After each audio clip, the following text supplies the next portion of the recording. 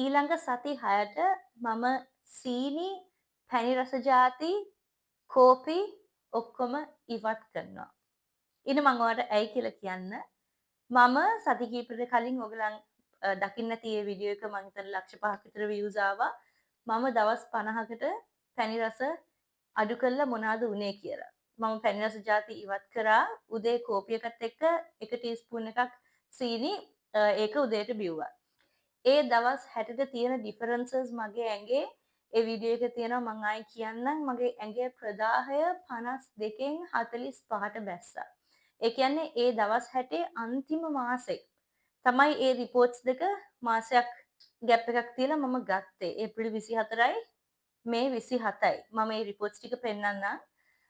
අනිත් එක මගේ බඩේ පිම්බිච්ච ගතිය බ්ලෝටින් එක ගොඩාක් අඩු වුණා. අනිත් එක මගේ කෑම බඩගින්න වේට් එක අඩු වුණා. ගොඩාක් චේන්ජස් තිබ්බ මට පොසිටිව් චේන්ජස් හොඳ වෙනස්කම්.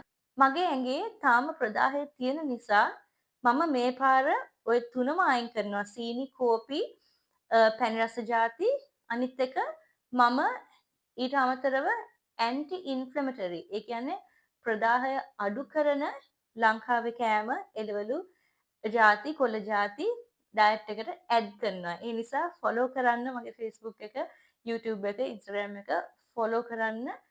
හොඳටම බලාගන්න මම රෙසිපීස් ෂෙයා කරනවා. මගේ බ්ලඩ් රිපෝට්ස් ඔක්කොම ගන්න දේවල් මගේ ස්ටෝරි එක, මගේ එක්ස්පීරියන්ස් එක මම ෂෙයා කරනවා. අනිත් එක මගේ කතාව මම කොහොමද මේක කරන්නේ, කොහොමද මම මේක ඉන්වෙස්ටිගේට් කරන්නේ. ඒ වගේ ඔයගලන්ට පුළුවන් කමෙන්ට්ස් වල ෂෙයා කරන්න. ඔයගලන්ට සුවයක් නැති අවුරුදු ගානක නීපේන් එකක් තිබ්බද? ඇඟ ඉදිමිලා ඇඟේ ප්‍රදාහය දන්නේ නැහැ. හෝමෝන් ප්‍රශ්න අවුරුදු ගානක්.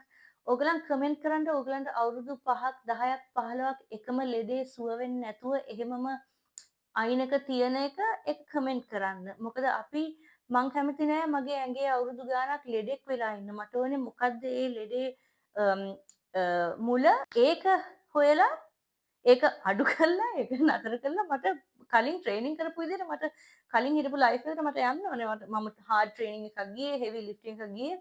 දැන් දණිහා අමාරුවයි යටිපතුල් රිදෙන නිසා මට එහෙම ට්‍රේනින් කරන්න බෑ. ඒ නිසා මම මේ තත්වයෙන් හැමදාම ඉන්නේ නෑ. මම මේ හේතුව හොයලා මම අනිවාර්යෙන් මේකෙන් සුව වෙනවා.